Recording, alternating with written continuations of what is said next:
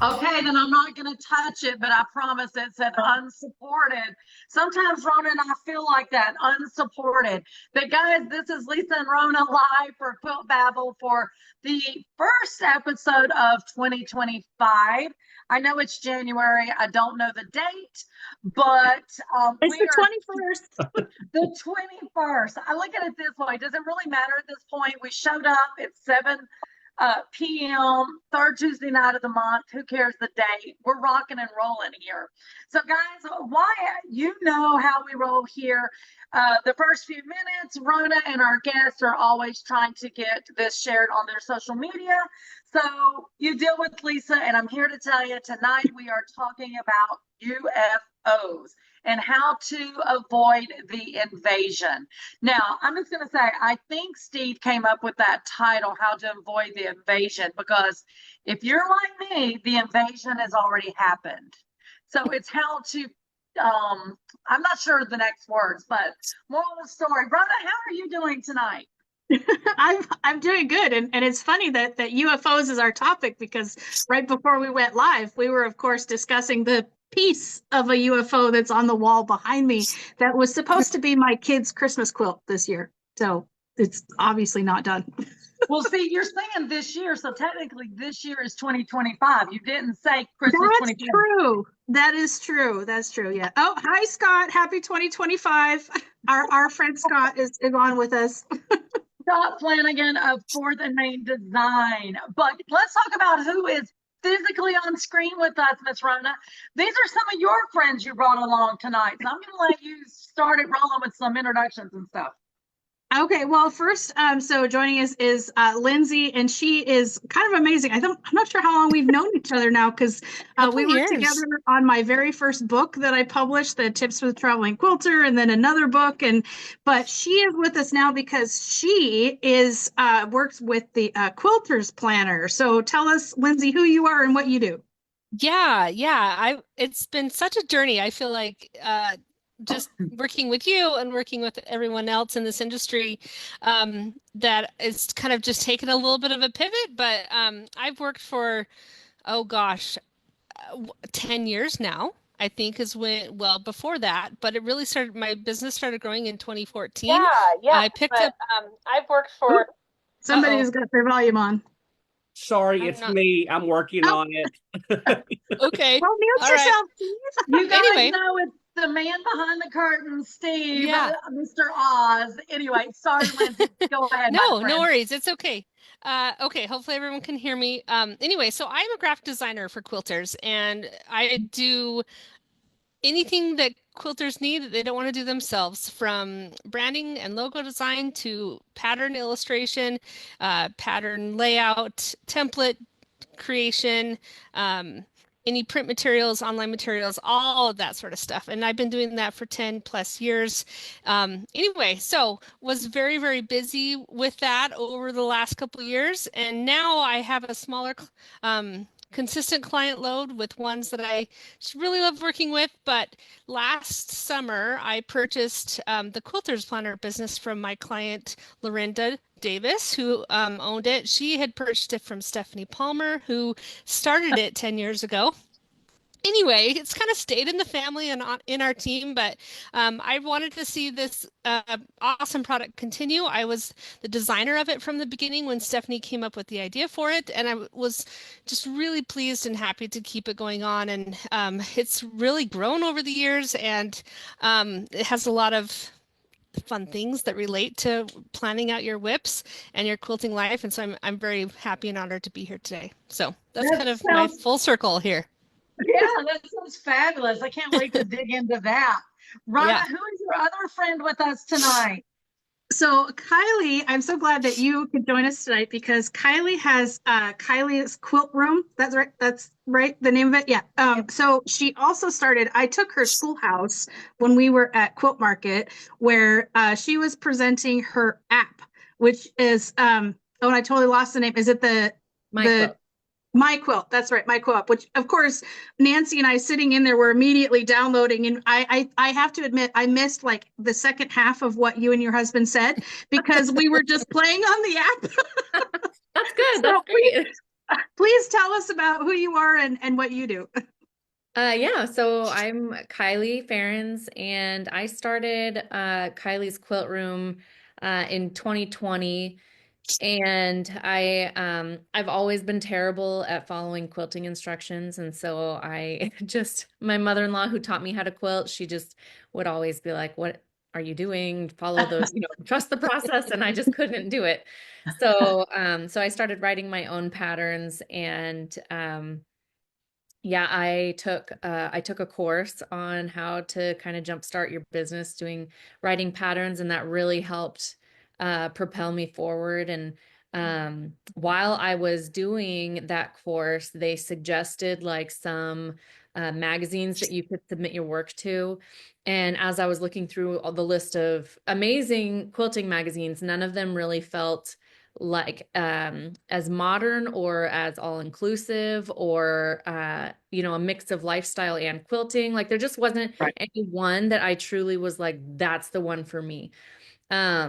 So I started my own magazine, and I ran it was called Modish Quilter, and I ran that for 3 years with my sister-in-law, who was a graphic designer, and my best friend, who just helped me run everything. And anyway, we did that for like 3 years. And as most people know, magazines are kind of a dying business right now. And there's just so much out there that's available for free. And so most people can't justify paying for a subscription to something that they can find most of that stuff for free. So anyway, so we closed the business and sold the rights to a publisher, and we're going to be releasing books for all the content that was part of the magazine, which was really exciting to kind of have that live on. But in the midst of kind of everything winding down with Modish Quilter magazine, it's like the saying, when one door closes, another opens. My husband and I had been ramping up this idea of creating an app for quilters where you can have a local, easy, convenient place to track all of your projects and catalog all of your quilts that you've made or whips that you haven't made.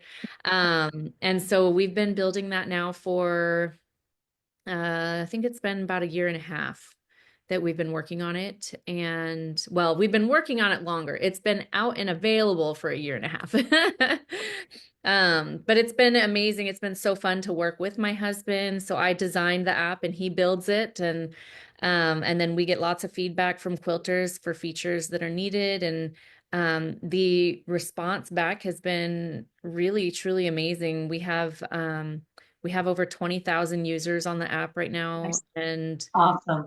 And of those 20,000 people, we have over 60,000 projects that have been logged in the apps. It's really awesome to see everybody being excited about it. That's amazing. I can't wait to dig into that as well. So to start off, there's been 2 terms that we've used tonight, UFOs and WIP.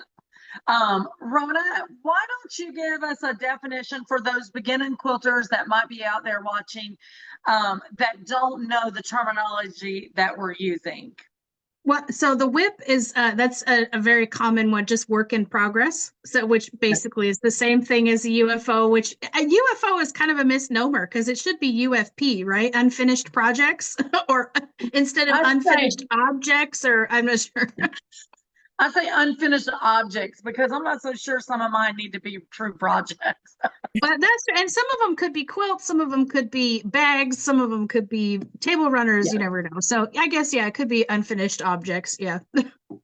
Yeah. So when I was thinking about this topic, I was like, so everyone knows I've been recently moved everything out of my sewing room office and trying to put it back. Well, during the moving of stuff, you find a lot of those unfinished projects that you're like, oh, forgot about that. Now, the sad thing is, was it 2 years ago or 3 years ago, Rona, that we had the Organize Your Quilting Room Challenge here on Babble? I think that was two 2 years ago. So I had already had a running list of my UFOs at that time.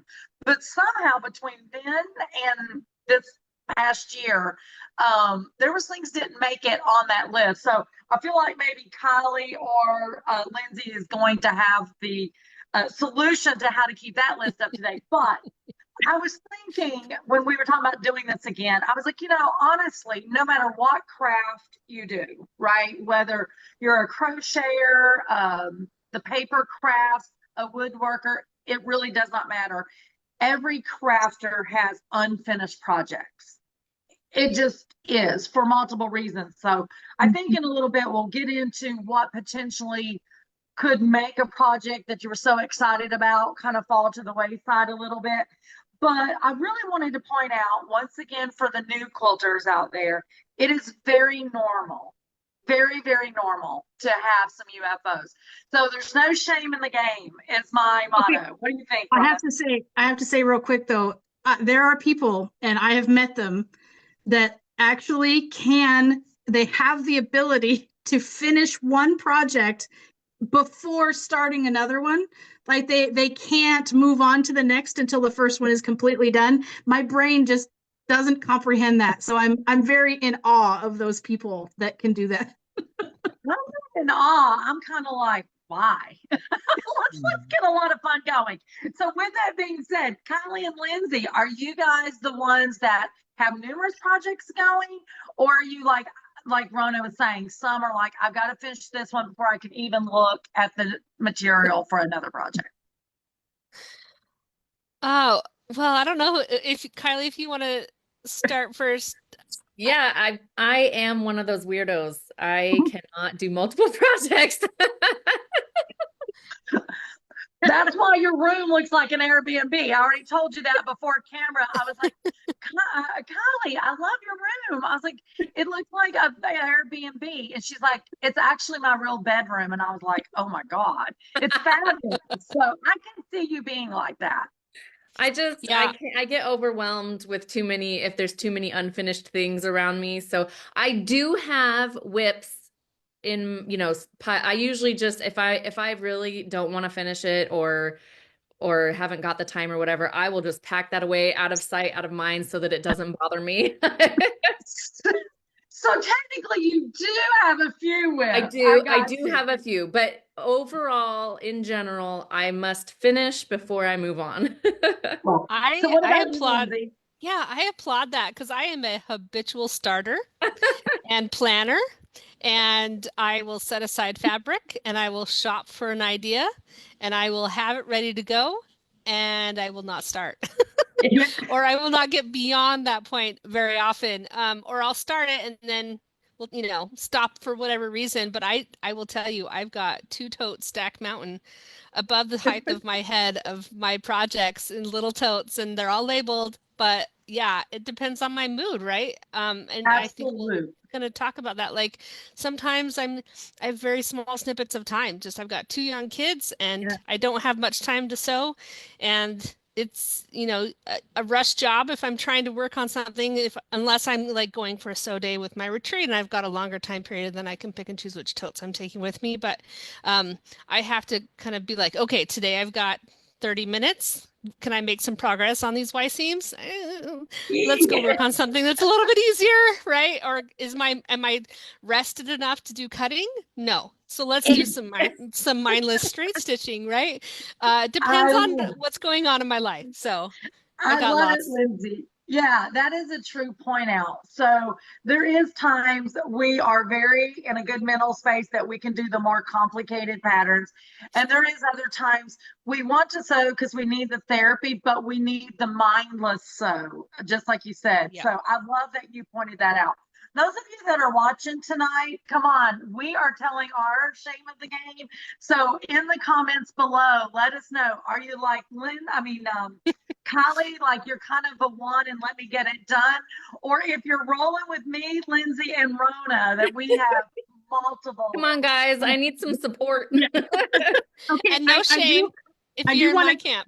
Yeah, I do want to say, so Scott posted here, and I was thinking the same thing. Like he says, I'm not sure just pulling fabric and having the kit ready counts as a UFO until you've actually started sewing. So that was actually one of my questions, is what defines a UFO? Now, for me, if the if it already has fabric and a pattern together, whether that's been started or not, to me, that's a UFO.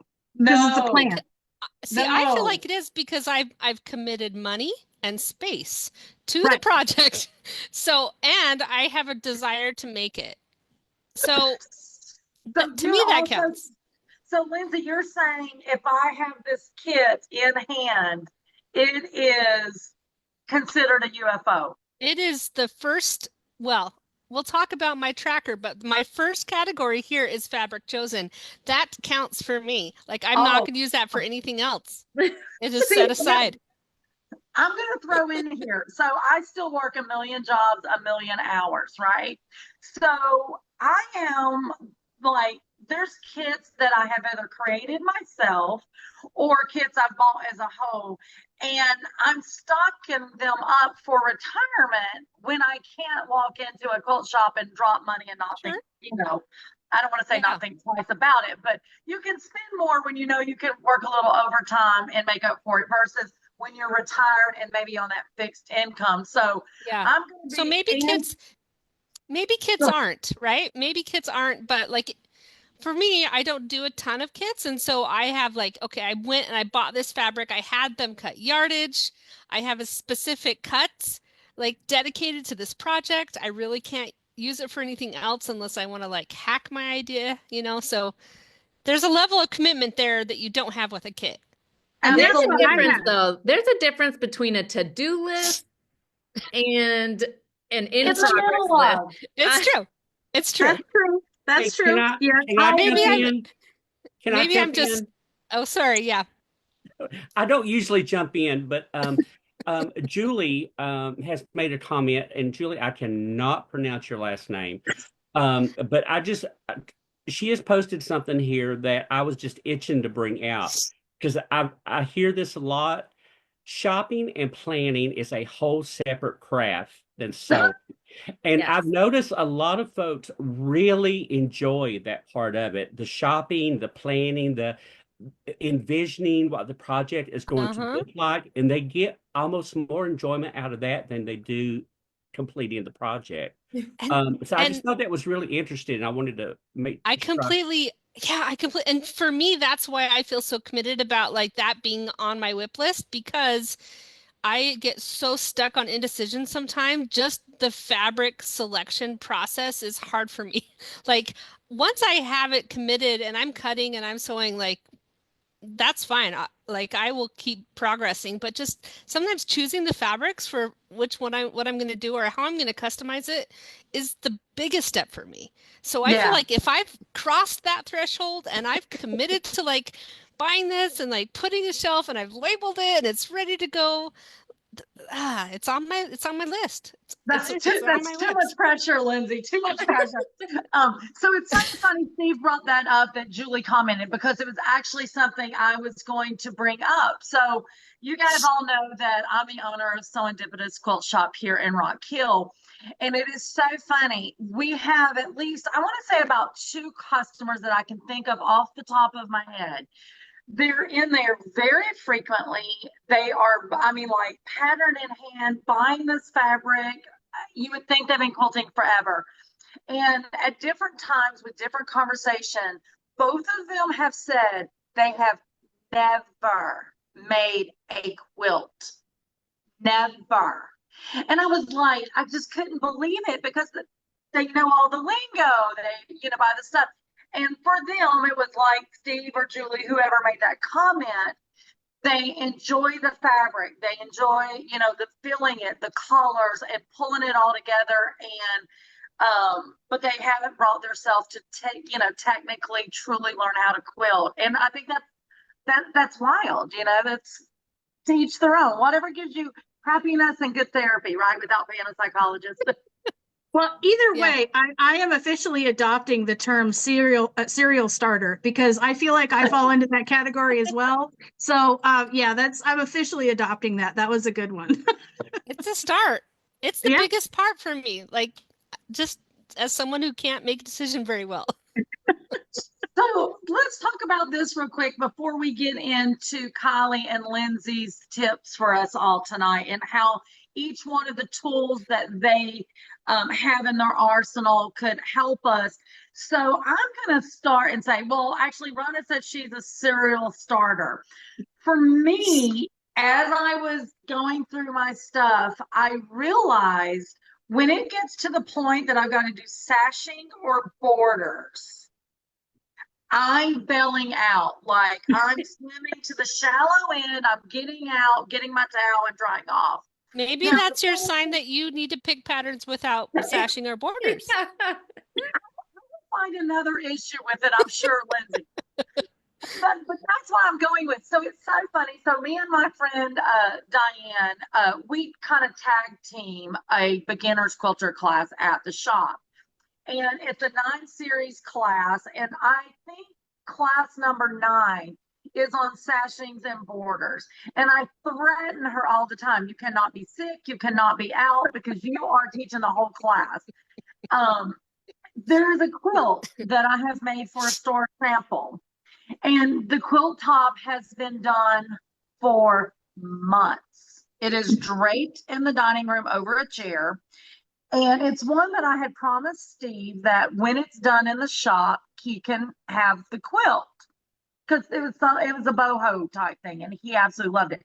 So literally for months, he keeps going, why is that quilt not done? And I'm like, oh, it needs borders. I'll probably do it this weekend.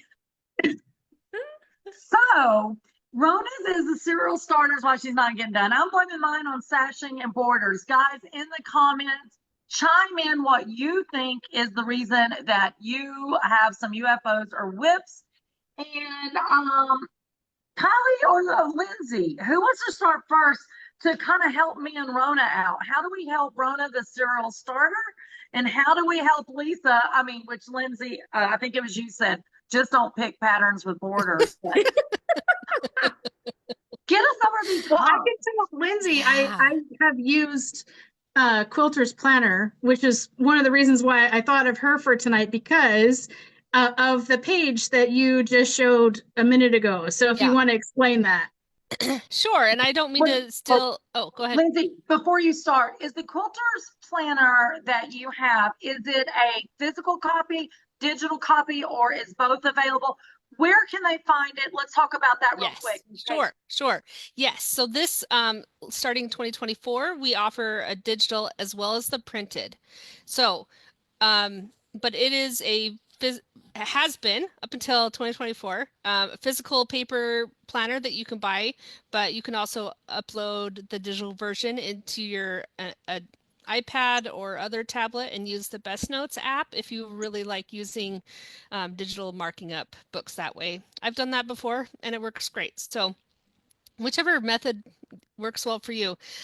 Okay, so the planner itself is customizable, highly customizable based on what your needs are. We found that over the years, people are very split on whether they want their calendar to start on a Sunday or a Monday. We have horizontal we have a vertical weekly calendar design with hours and like lots of breakdown to-do lists. And then we have people who don't want any guidance and they just want a horizontal layout without any hours. And then we offer a third option that's just all bullet dots for bullet journaling. So pick your poison. But it is a full January to December combination of calendar, monthly calendar pages, WIP tracking project planning pages, full reference section, block library with step-by-step tutorials on how to build most quilt block designs. Nice.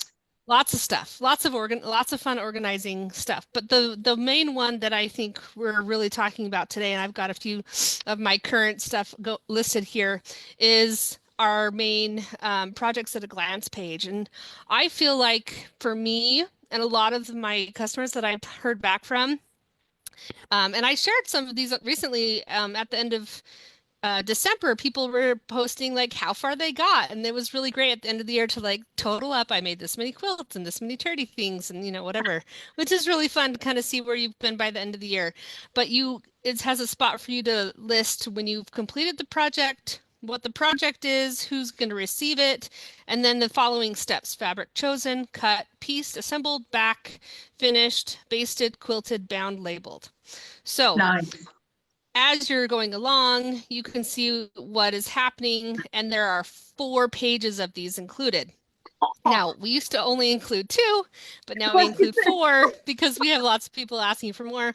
You can also purchase a PDF from our shop that has this page and our project planning page, which allows you to break each project down into steps and materials that you need and room for swatches and sketches and lots of space. So anyway, you can buy a PDF of that if you want to add more pages to your planner, or if you just want to use that tool by itself.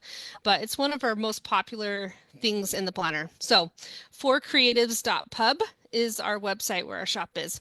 Say that For again. as in for creatives, so like for creative people, FOR creative, CREATIVES.pub. So yeah, that's So my I think company. it's great that you have the kind of the checklist in there, because Yeah. once again, I'm showing my age. These millennials and younger will have no clue what I'm getting ready to say. But for my age and older, when you were in school, most teachers, well, at least in the hills, they would have these charts. And if you did X, Y, and Z, you would get like a gold star, a blue star, or some kind of sticker. Yeah. And you wanted to be the one that had the most stickers across the board, right? And it was something satisfying seeing a sticker go up for the day. Maybe, if your teacher did, you didn't get in trouble all day. You got It's a sticker. true. I mean, So I'm the kind of person who will like add things they've already completed on their to-do list just so I can cross them off again. Yep, Right? I do it too. Yep. The satisfaction of crossing it off. Yeah. Yeah, I should have dug out my planner because the one that I used to have. Oh yeah. 'Cause I'm very much a same thing, visual person that way. I think a lot of quilters are visual, but I would color code things. So like it would be in a rainbow so I could see the rainbow filling in as I checked things off and Yes. yeah. So yeah. Yeah, super. I love it. For me, the biggest part of what I was trying to say earlier, sorry. For me, the biggest part is just knowledge is power. If you know Yes. what you have in your closet in one location, like spelled out for you, and I'm trying to flip back to my page, like if you can see it all written down, I feel like that helps me conquer my overwhelm a little bit, because I can now sit at my table and be like, this one's on this stage, this one's on this stage. How am I feeling today? How much time do I have? Where's my mental state? I'm going to pick this one. And then I can actually work on it, put it back where I know where it's going to be the next time I'm ready. And right. Whereas if I'm just without that list, it's like my library catalog. Without that, I'm just looking at the mountain. I don't know where to start. Like pick the one on the top, I guess. But Yeah. The Okay, list so always helps.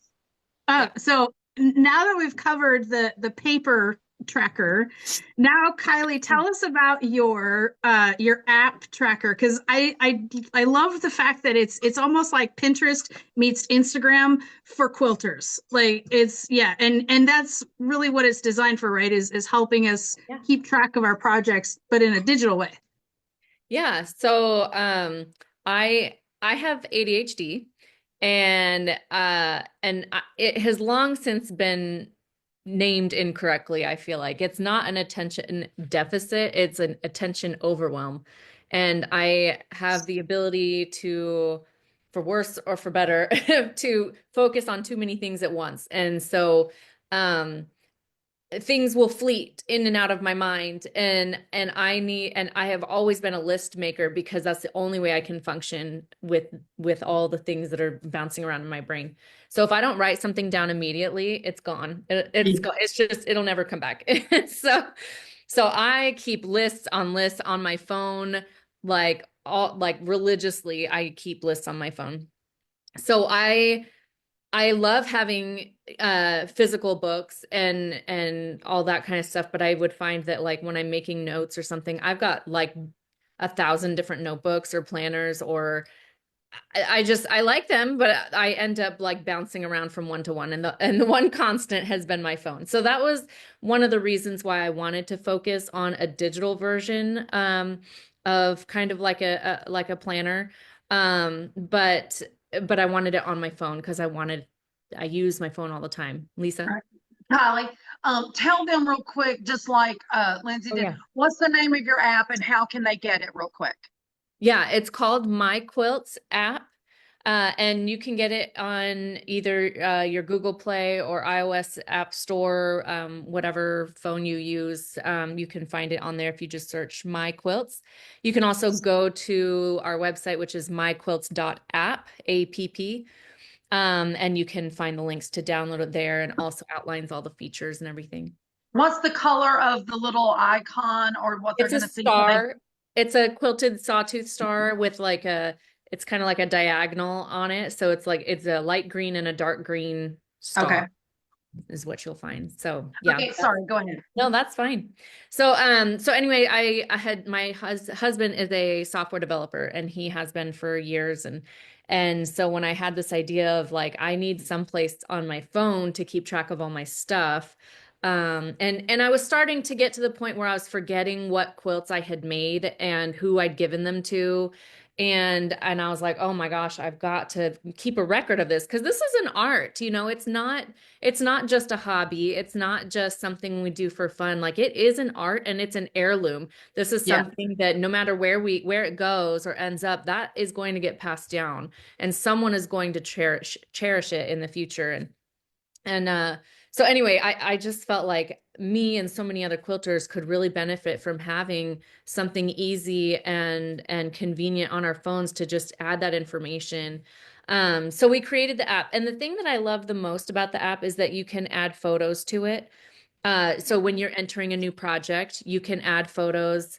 Let's say it's a whip. Let's say it's something we haven't finished before, or you haven't finished yet.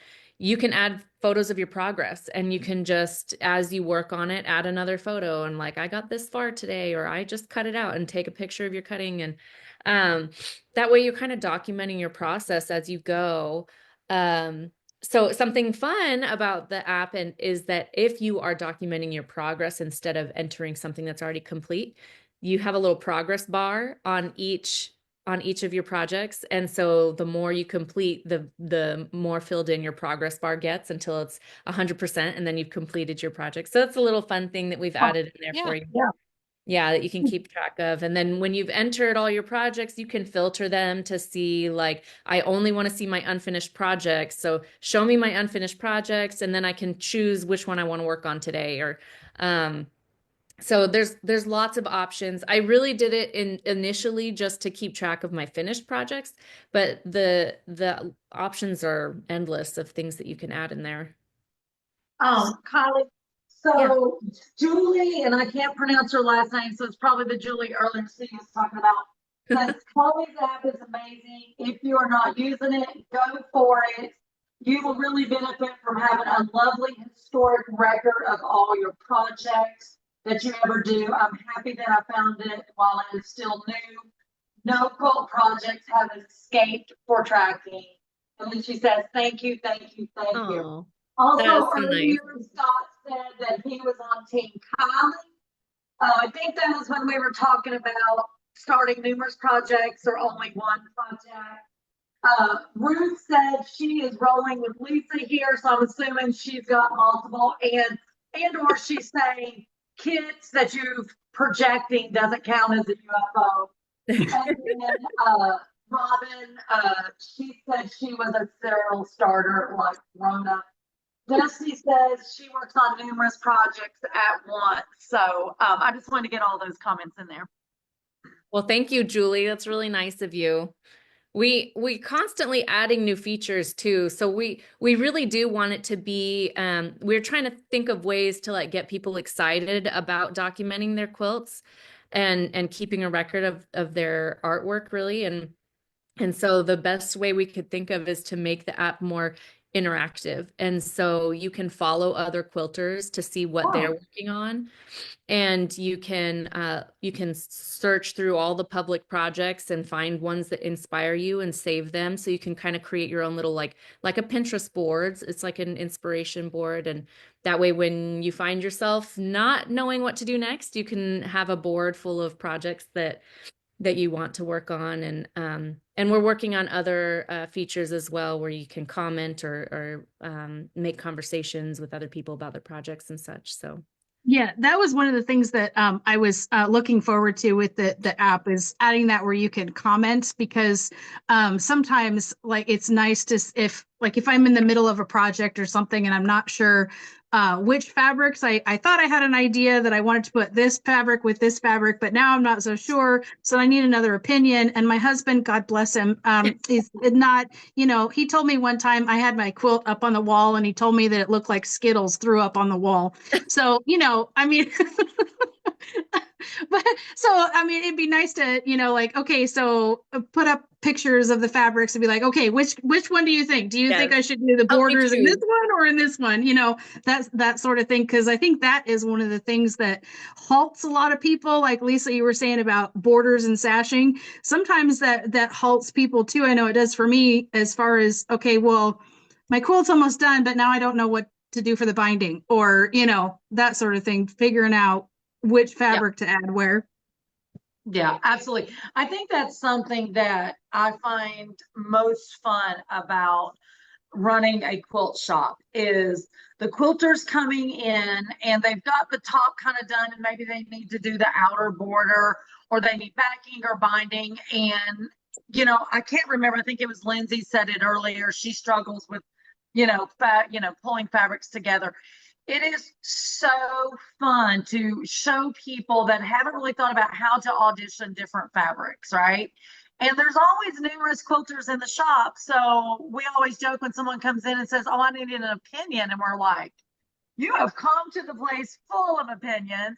But, we artsy people, if you will, they do love to bounce those ideals off of other people and get their opinion, because you may see something in a total different way that you didn't even think matching with something, but oh my gosh, that works after someone puts it out there. Believe it or not, our time is running low. I want to say, we've kind of talked about creating the list, whether you're keeping a quilt planner, digital or handwritten. I'm a handwritten girl. If I don't write it, it didn't happen. Maybe that's the nurse in me, always the charting. If you don't chart it, it didn't happen. So I'm the physical planner person. I'm on my phone so much for work, so I do try to avoid it as much as possible, in personal life. But pictures, now I'm all about the pictures, and I do need to do better with taking pictures of finished projects before I give them away, because I know now what I didn't know as a beginning quilter. There's so many quilts I gave away that I cannot find a finished quilt of, and I hate that I don't have that history. So super excited, Kiley, about having a place to put that history for sure. Can I say too real quick about the photo taking? I really encourage people to take 3 photos of your finished quilt. And the 3 photos are, one, like a picture of the whole thing, and then a close-up of the quilting or of the detail, if there's a particular aspect of the quilt that was difficult or whatever, take a close-up detailed shot. And then kind of a mid-range in the middle where you flip the back over so that you see some of the backing, the binding, and the front all in one photo. And those are the 3, I think, most important photos you could take of your projects. That is awesome. And who you gave them to, because I remember Mom and I were going somewhere and she asked me to get her purse out of the back seat, and I looked back and it was so cute, this little crossbody bag little purse and a matching tote bag, and I was like, oh my gosh, those are so cute, where'd you get them? And she went, you made them for me, and I had completely forgotten that I had made them. So yeah, it happens. It's amazing what you forget. Exactly. So let's talk real quick about those that may have years worth of UFOs or whips. We kind of talked about this a little bit on one of our other episodes when we were talking about organizing and stuff. And, we said at the beginning of this, there was no blame game here and to feel no shame. So let's all talk real quick about when should you start looking at your UFOs and decide, you know what, this UFO needs to take off and fly into someone else's backyard without feeling guilty that you're doing that. Because let's be real, sometimes we start something and maybe it's over our pay grade. And so therefore we're bogged down with it. Or we start something and we like the fabric when we bought it or we thought we did. But as we start making it, we're like, oh my God, this fabric is hideous. Now, what's hideous to me may be fab, to someone else. So if you three could chime in and talk about your thoughts on, giving permission to another crafter, not just a quilter, when it's okay to let that UFO go to maybe another crafty friend that will actually finish it up. Yeah, I have some thoughts really quick. I want to propose that there's maybe an in-between step here between it's living in your whip pile and you're ready to part ways. And that one, and I learned this from the ladies in my local modern quilt guild, and that is you might get to a point where you still love this project, but you're not going to finish it, but you still want it. And in that case, co-op with some friends who are willing to help you. Case in point, there are a group of friends in my guild who they each love certain parts of doing the project. Yes. But they're not all the same. And so they will help each other by sharing on the labor. So they may say, hey, I cannot handle the quilting. Please do this for me. Okay, I will bind this one for you. And so they kind of pass projects around and share getting things finished and getting things done. And they have been able to finish so many projects. So we adopted this mentality in our guild to do charity projects together.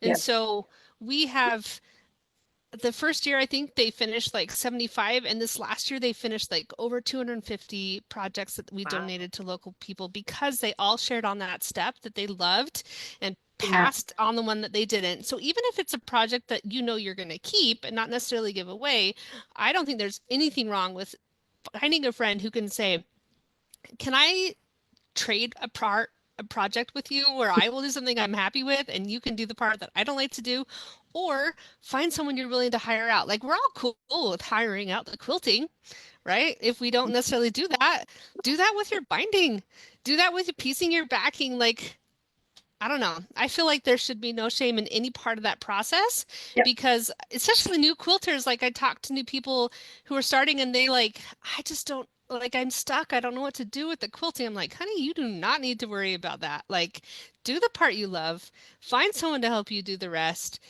and move forward. So, I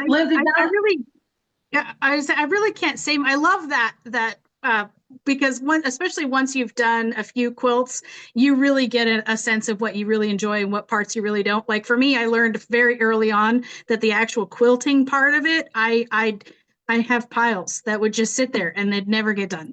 So then I met my long armor, and so we've been good buddies ever since. But it's weird because I like to do binding. I actually really enjoy doing binding, and a lot of other people that's their nemesis. So it works out. I love that. But as far as knowing when to give things, let go of things, the only time I've really done that is when I moved. So, but then I can't really.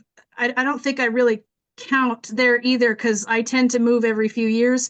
So it works out we moved from the Charlotte house to the Monroe house. We were there for almost 3 years. Then we moved from Monroe to here in Indiana, and we're here over 2 years now. And now we're looking at moving again. So so about every few years I go through my stash and figure out what I can donate.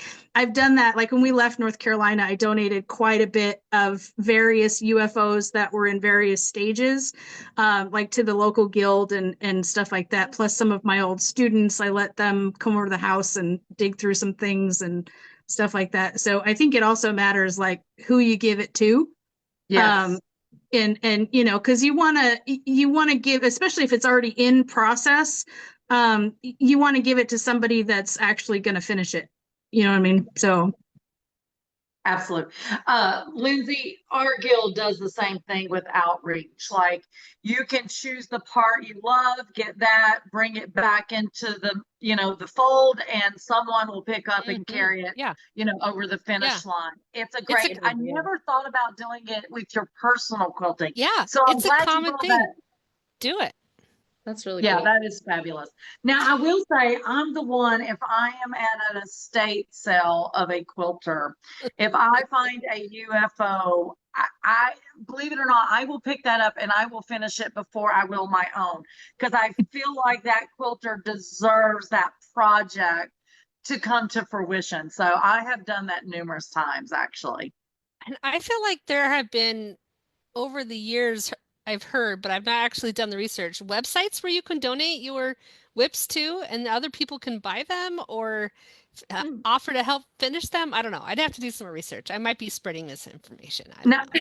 it was out there on Facebook. I have seen groups like that. So you are right. Now, I don't know if they're for sale or, hey, we're going to swap some tasks or how that happens, but I have seen that for sure. At our guild meetings, at our local guild here, we started last year, I think it was, we have a table now, bring one, take one kind of thing.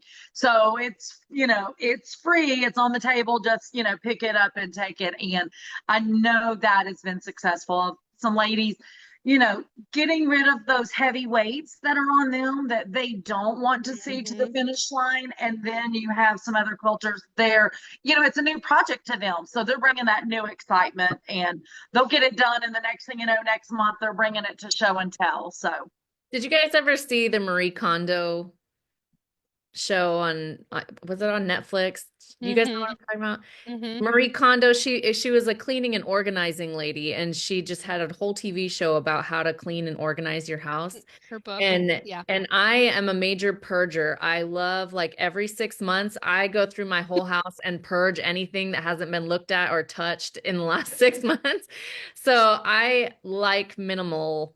I keep my room, my quilting room, very minimal, as much as possible. But there's something in that show that I feel like is really worth mentioning, in how she tells people how to deal with the overwhelming amount of things that they have, which I know that quilters typically do have an overwhelming amount of things.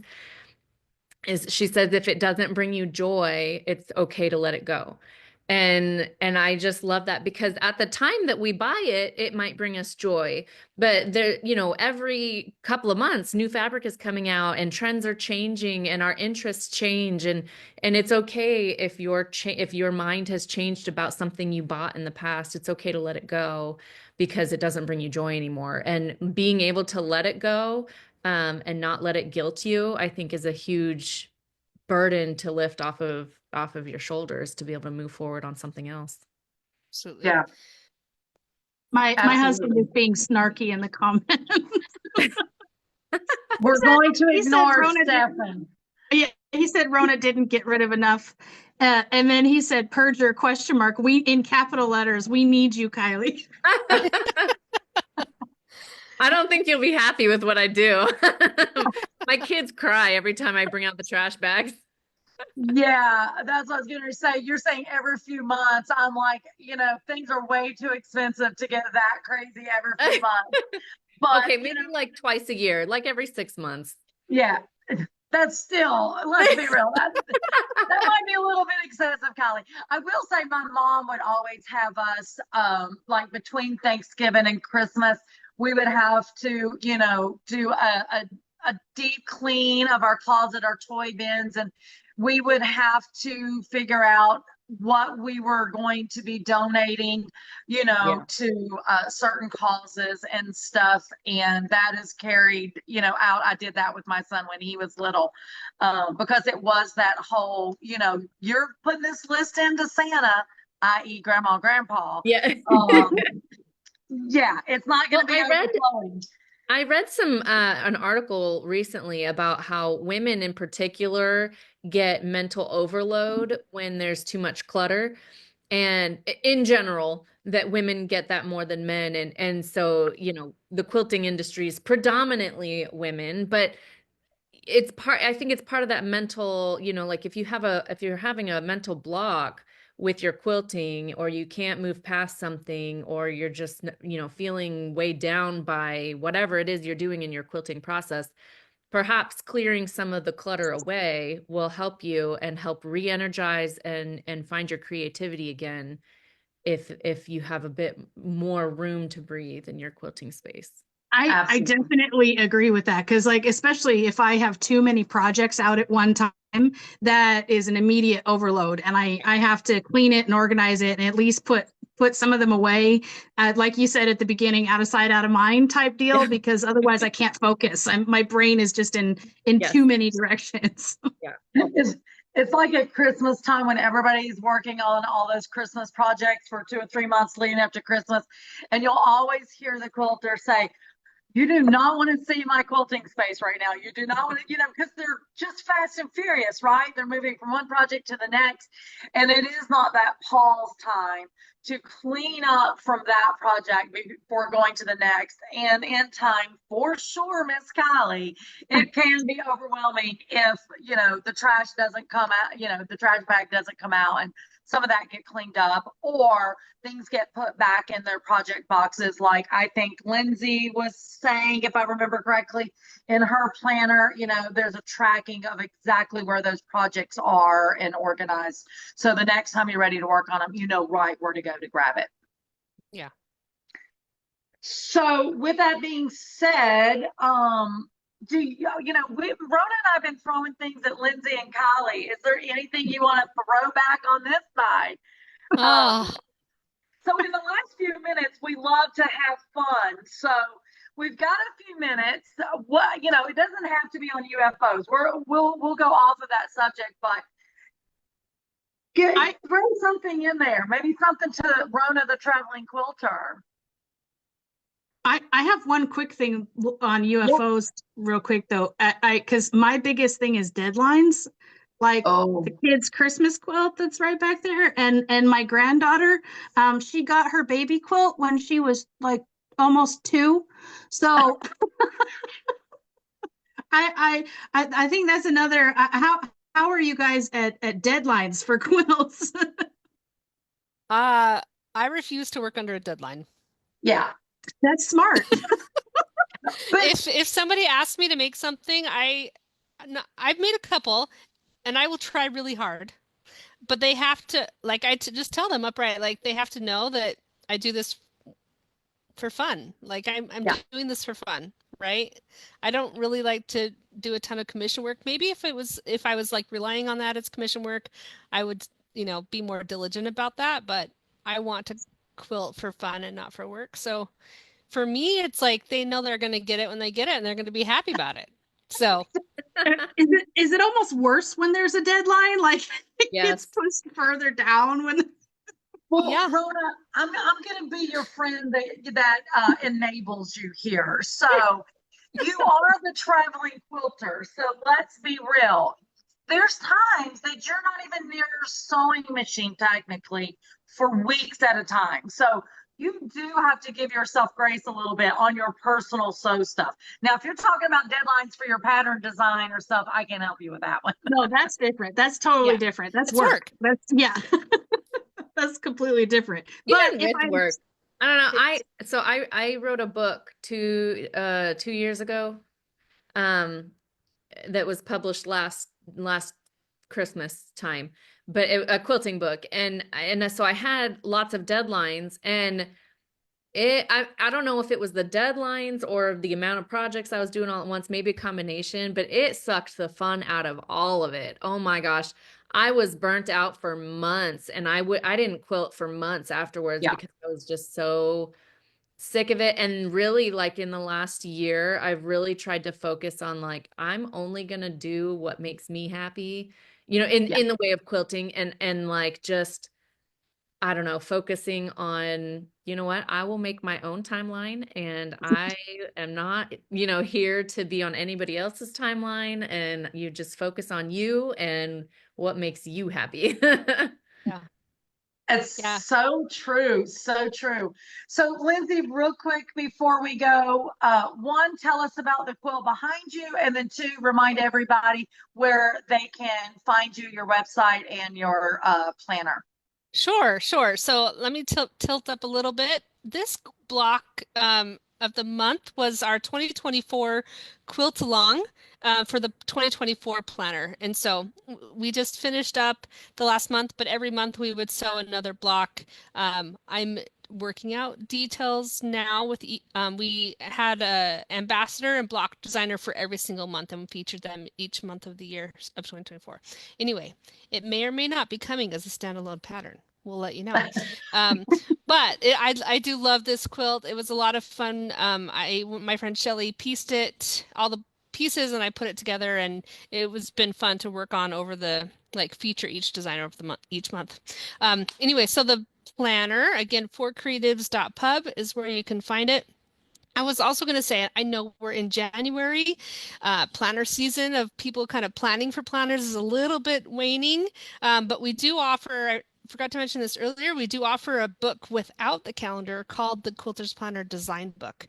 So if you're wanting to explore the projects and the references and a couple of the patterns that we have in the pattern section, we have that book available. It also has an expanded graph paper section with like 8 or 10 different kinds of graph paper that for quilters. So anyway, that is a fun option. And I did set up a coupon code called Quilt Babble 25 to give 25% off any order. Thank So you. go check out our website. We've got a lot of fun accessories that go with for the planner. We have a thread collection with Aurifil. We have lots of digital products in addition to our planners and books. So Love it. Love it.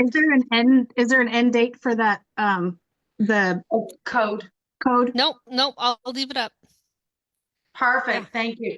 Miss You're welcome. Kiley, tell everybody again about how to find your app. And also, I know there is some fabulous quilt work on your back wall. Is these ones you designed, or tell us the story of those? Yeah, so these were all kind of this one up here was the first one that I designed for my magazine that I did, and it was a free pattern in the magazine when we did like a pilot issue to see, just kind of test the waters. And so that one kind of has a little special to me. This one is one of the first quilts that I wrote. And it was just like a tester block.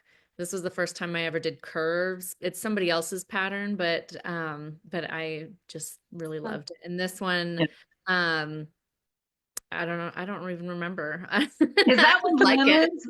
Is it lemons or flowers? It's lemons. That's what I thought. It's so cute. I love how thank you you. displayed these Yeah, those are small just some of my quilts. my smaller pieces, and that's actually my ironing cabinet, and so that's my iron sitting there. And then this one, so this is my bed. This is my bedroom. I have one of those weird bedrooms where it's like way too big for an actual bedroom, so it's my quilting space and my bedroom. But this quilt is my uppercut 2.0. So I had a free version that you get when you sign up for my newsletter, which is just the throw size, but I loved it so much. It's so simple and easy for beginners. And so I made bed sizes and I sell that one on my website. So that is what this one is. And of course, my favorite fabric is Rifle Paper Company. So I don't know if you can tell very well, but it's a bunch of rifle paper florals. So yeah. And what's your website? That's a barn quilt that I painted, which was fun. Oh. The website is My Quilts, MyQuilts.app, APP. And you can also go to any app store, whatever app store your phone uses, and search for My Quilts. And it'll be a white background with a green star on it. And you can download it for free. It's a free app for anybody to use. And you can go in there and start adding projects, whips, completed projects, gifted projects, whatever you want, and get inspiration from others. Awesome. Miss Lisa, Rona. Lisa, can Yes, I jump in one second? Sure. I just wanted to say something about Kiley and Lindsie. I literally have just started quilting 2 weeks ago. I'm taking the beginner's quilting course that Lisa offers at SewEndipitous, but I am on social media all the time for SewEndipitous. And I just wanted to let everyone know, and it probably goes without saying if they're following anything quilting related on social media, both of your products I have seen hundreds of times on different social media platforms where people are talking about them and sharing different things about them. And I've heard nothing but rave reviews for both of you. Kylie, you. I shared this with her in the first email. I had wrote a blog a while back, and I had pulled a lot of different resources that I included in the blog, and one of those was my quilts. So when Rona sent the information about, the lady from my quilts app, I was like, I wrote about her. I know about this app. I have this downloaded on my phone. So anyway, I just wanted to let everybody know, based on everything I've seen out there, I was so excited that you guys were going to be joining the show today because, like I said, I have just heard so many wonderful things about your products, and it's just nice to put a face along with them. Thank you, Steve. Oh, you're Awesome. very Thanks. welcome. Absolutely. So I know we're running a little bit over, but Rona, back to you real quick. I know you always got some fun stuff happening in your life. I just want you to know that last night was our local quilt guild meeting. And before the meeting started, one of the ladies grabbed me and she was like, guess where I'm going?